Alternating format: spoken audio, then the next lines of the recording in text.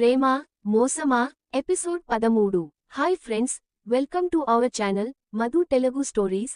Friends, ఎవరైనా మన ఛానల్ని కొత్తగా చూస్తున్నట్లయితే వెంటనే సబ్స్క్రైబ్ చేసుకొని ఈ వీడియోని లైక్ చేసి షేర్ చేయండి.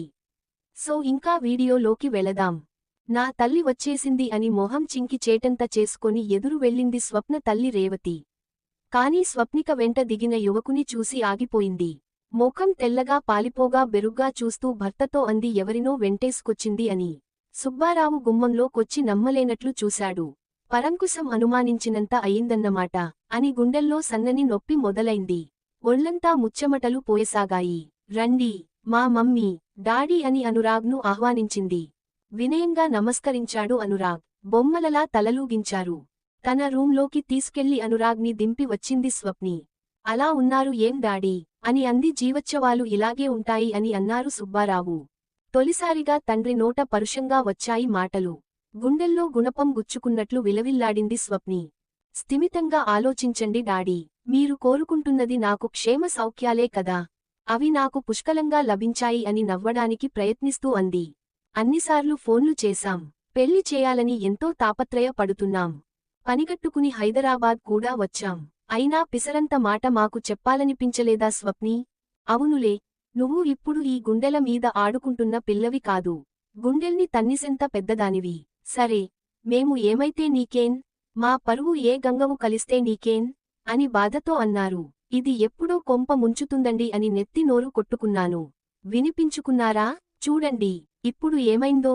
కాళ్ళు కడిగి కన్యాదానం చేయాల్సిన పని లేకుండా ఏకంగా మొగుణ్ణి వెంటబెట్టుకొచ్చేసింది. మనం తొందరపడకపోయి ఉంటే ఏకంగా మనవడ్నో మనవరలినో ఎత్తుకుచ్చేది అని కవితతో కళ్ళు వత్తుకుంటూనే ఏడవసాగింది రేవతి. ఆ మాటలకి తలవంచుకొని శిలల కూర్చుండిపోయింది స్వప్ని. చదువుల సరస్వతి, అందాల లక్ష్మి, సామర్థ్యాల పార్వతి అని మురిసిపోయాను. కడకి శత్రువు కూడా చేయని పని చేసింది. మనల్ని జీవితాంతం కుళ్ళి కుళ్ళి చావమని, అవమానభారంతో మగ్గిపొమ్మని శపించింది అని జీరోగా అన్నారు సుబ్బారావు. పుట్టగానే హరిమని ఉన్న ఒక ఏడుపు ఏడ్చి ఊరుకునేదాన్ని. పెరిగి పెద్దదై ఉద్ధరిస్తుందనుకుంటే కడుపులో ఆరనిచ్చి ఇచ్చు రగిలించింది. మీరు చెప్పిన బుద్ధులు అది చదువుకున్న చదువులు ఏ ఏట్లో కలిశాయో అని వెక్కిళ్లు పెట్టింది తల్లి. ఆడపిల్లని అదుపాజ్ఞల్లో ఉంచకపోతే విలువతాండవం చేస్తుందనే వాడు పరంకుశం. అది అక్షరాల నిజమని రుజువు చేసింది. నా కూతురు ఎంతో గొప్పది అవుతుందనుకున్నాను, కాని మనం ఊహించని అంత గొప్పదవుతుందని ఇప్పుడే తెలిసింది అని అన్నారు సుబ్బారావు. విద్య, విజ్ఞానం మనిషికి ఏది మంచో ఏది చెడు చెబుతుంది అంటారు. హంసలా పాలు, నీరు వేరు చేసే శక్తినిస్తుందంటారు. కాని దీనికి ఏమిటో ఇలాంటి బుద్ధి పుట్టింది. తెలిసి తెలిసి నిప్పుల గుండం తొక్కుతుంది. మనం ఇంకా బతికున్నామన్న ధ్యాసైన లేకుండా బరితెగించింది అని ఆపైన మాటలు రాక బావూరుమంది రేవతి. ఎన్ననుకొని ఏం లాభంలే, అడ్డాలనాడే బిడ్డలు, రెక్కలు వచ్చాక గడ్డలు. పిల్లల్ని కనగలంగానే వాళ్ల రాతల్ని కనలేం కదా, ఇప్పుడు ఎన్ని అనుకోని ఏం లాభంలే. దీనికి మనం అంటే గౌరవ మర్యాదలు లేకపోయినా అతిథి అంటే మనకి గౌరవముంది. అతగాడి స్నానానికి వేడినీళ్లు పెట్టి టిఫిన్ తయారు చేయి అని సుబ్బారావు రేవతికి చెప్పాడు. శోషొచ్చేలా కంఠశోష పెడుతున్న బెల్లం కొట్టిన రాయిలా పులుకు పలుకు లేకుండా కూర్చున్నవేమే, చేయకూడని దంత చేసేసి నంగనాచిలా కూర్చుంది చూడండి అని నిష్ఠూరమాడింది రేవతి. నీ నోరు పడిపోయిందా స్వప్ని అని తండ్రి మాటలకి బాధతో కమిలిన ముఖంతో, తడిసిన కళ్లతో చూసింది. దాంతో వారి గుండెలు విలవిల్లాడాయి. అయ్యో, ఎంత కష్టం వచ్చింది నా బిడ్డకి అనుకుంటూ చూశారు. అసలేం జరిగింది, ఎందుకలాంటి నిర్ణయం తీసుకున్నావు, ఏ విషయమ పరిస్థితులు నిన్నందుకు పులిగోల్పాయి అని మీరు అడగలేదు. నన్ను దోషిగా నిలబెట్టి చిత్రవధ శిక్ష వేసి అమలు చేసేస్తున్నారు. కానివ్వండి, సంతోషంగా స్వీకరిస్తాను అని అంది స్వప్ని. దాంతో తల్లి పేగు ఆక్రోశించింది. తండ్రి గుండె లబలబలాడింది. ఏమిటో బుర్ర పనిచేయలేదు. ఆవేశంలో కొట్టుకుపోయాం. నా స్వప్ని తప్పు చేయదని తెలుసు. అసలేం జరిగిందమ్మా అని ఆప్యాయత కురిసింది ఆ మాటల్లో. ఆర్తిగా చూసింది తల్లి. మీరు ఇప్పుడు సావధానంగా వినగల స్థితిలో లేరు. నేను చెప్పిన అర్థం చేసుకోగల పరిస్థితుల్లో లేరు. తర్వాత చెబుతానులే డాడీ. అప్పుడు నాకు ఉరిశిక్ష వేసిన సరే నేను సిద్ధం అని అంది. లేచి గదిలోకి వెళ్ళిపోయింది స్వప్నిక. ముఖాముఖాలు చూసుకున్నారు సుబ్బారావు దంపతులు. లోపలికి వచ్చిన స్వప్ని వంక వేదనగా చూశాడు అనురాగ్. కాని ఆమె విజయహాసం చేసింది. సక్సెస్, థాంక్స్ టు రిషి అని అంది. మధ్యలో ఆయనం చేశారు అని అన్నాడు. సపోర్టుకి ఎవరి సాయం అయినా తీసుకోమని సలహా ఇచ్చారు. నేనేమీ చెప్పనక్కర్లేకుండానే వాళ్లు గ్రహించేశారు. కడుపులోని బాధంతా కక్కేశారు. ఇంకో గంటకి క్షమించేస్తారు. నువ్వు రాకపోయి ఉంటే విషయానికి చెప్పడానికి నాకు చచ్చే చావొచ్చేది అని అంది స్వప్ని. వాళ్లు ఊహించుకుంటున్నది కరెక్ట్ కాదని చెబుతావా అని అన్నాడు అనురాగ్. అంత అవసరమేముంది? వాళ్ల మనశ్శాంతిని కొల్లగొట్టి బాధించడమెందుకు? బాలేదు అనుకున్నందువల్ల మనకి వచ్చే నష్టం లేదు కదా. వాళ్లనుంచి, బంధువుల నుంచి మనకి ఎలాంటి అడ్డంకులు రావు. ఇక మా బావ ఒక్కడున్నాడు. ఆయనో పరమ మూర్ఖుడు. ఆయన నోరు మూయించగలిగితే చాలు. ఇక మనం ఆడింది ఆట, పాడింది పాట అని అంది స్వప్ని. నీ పేరెంట్స్ మాటలు విన్నాను. పాపం వాళ్లు చాలా బాధపడుతున్నారు. వాళ్లు తపన ఆరాటం నీ క్షేమం గురించే. నువ్వు సుఖంగా ఉండాలనే. నీ జీవితం ఒడిదుడుకులు లేకుండా సాగాలనే. నువ్వు పిల్ల పాపలతో ఆనందంగా జీవించాలనే కదా అని అన్నాడు అనురాగ్. అతడి ధోరణికి వీస్తుబోయింది స్వప్నిక. అయితే అని అంది. వాళ్లని మోసం చేస్తున్నామేమో అనిపిస్తుంది. మనం తప్పు చేస్తున్నాం అనిపిస్తుంది స్వప్ని అని ఆర్తితో అన్నాడతను. దాంతో విడ్డూరంగా చూసింది. చాదస్తుడిగా చూసింది. ఈ పిచ్చి ఎక్కడి నుంచి వచ్చింది? మనం కొత్త పద్ధతిని ఆవిష్కరిస్తున్నాం. ఇది పెళ్లి కన్నా చాలా గొప్పది, కోరదగింది. అటు నా బ్లాగులో రాశాను. అది నిజమేనని మనం రుజువు చేయాలి అని అంది. ఏదో రాసిండొచ్చు, దాన్నే అనుసరించాలని లేదు కదా. పరిస్థితిని బట్టి అభిప్రాయాలని మార్చుకుంటే అది వెనుకంచ వేయడం కాదు అని అన్నాడు.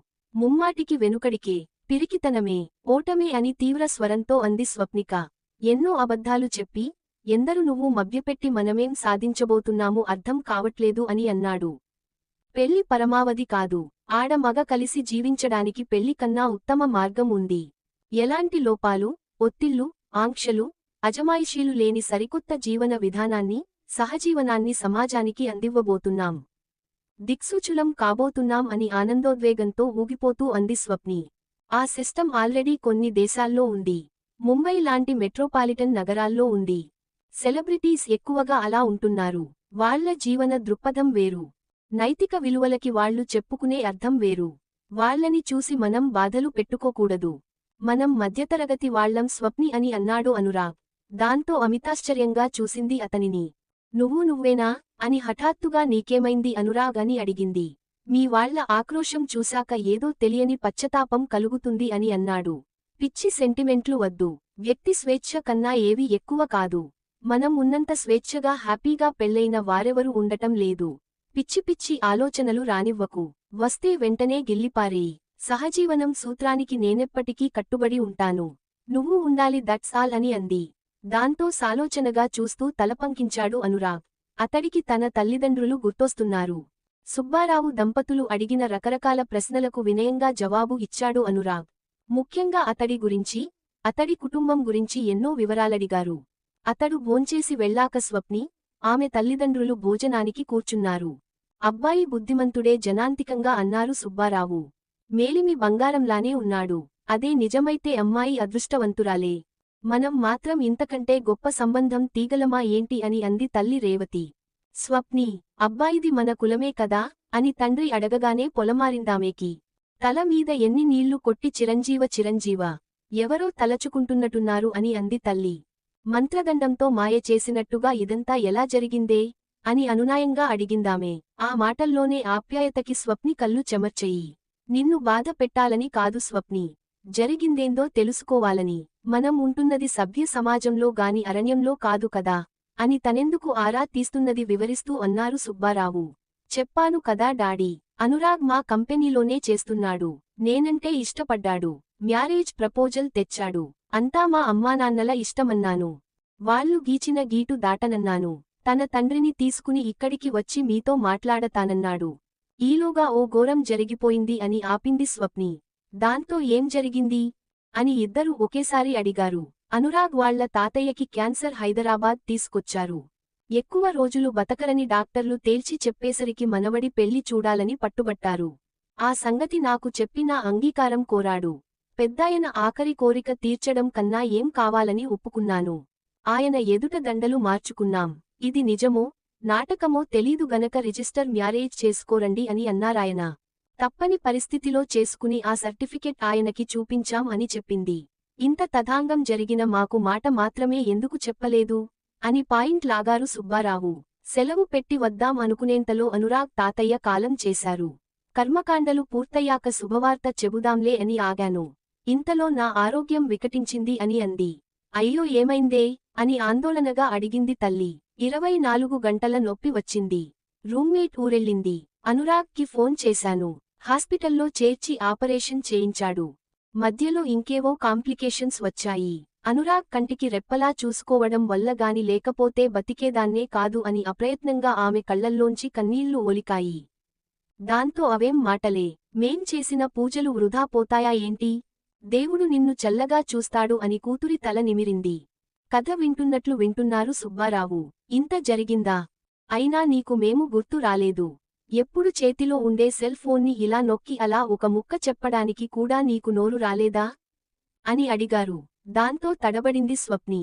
స్పెషల్ కేర్ కావాలన్నారని నన్ను తన రూమ్కి తీసుకుపోయాడు అనురాగ్ అని అంది. హాస్టల్ నుంచి మారానని చెప్పావుగాని ఇక అనేది చెప్పలేదు అని అన్నాడు తండ్రి.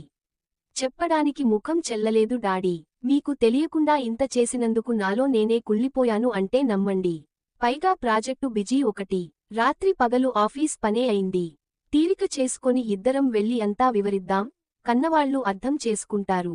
పెద్ద మనసుతో ఆశీర్వదిస్తారు అని అన్నాడు అనురాగ్. అలా అన్ని తెమల్చుకొని ఇప్పటికి రాగలిగం అంటూ నిట్టూర్చింది స్వప్నిక.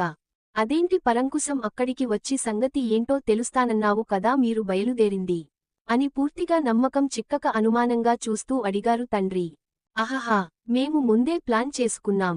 సరిగ్గా బావ వస్తానన్నప్పటికీ మేము రావడం కాకతాళీయమే అని అంది. సరే, అయింది ఏదో అయింది. దాని పెళ్లి చూసే యోగం మనకి లేదు. ఇంతే ప్రాప్తమని సరిపెట్టుకుందాం. సాయంత్రం గుడికి తీసుకెళ్లి ఇద్దరి పేరున అభిషేకం చేయిద్దాం. దోషాలు ఏమైనా ఉంటే కొట్టుకుపోతాయి అని అంది తల్లి. భార్య మాటలకి ఇంకే దారి మిగిలిందిలే అని అన్నారు వేదనగా సుబ్బారావు. మా డాడీ గ్రేట్. డాడీకి అక్కకన్నా నేనంటేనే ఎక్కువ ఇష్టం అని ఒబ్బేసింది స్వప్ని. మరి స్వప్నిక చెప్పినదంతా నిజమని నమ్మేశారా ఇంట్లో వాళ్ళు? మరి ఈ విషయానికి తెలుసుకున్న పరంకుశం ఏం చేయబోతున్నాడు తెలుసుకోవాలి అంటే నెక్స్ట్ ఎపిసోడ్ వినాల్సిందే.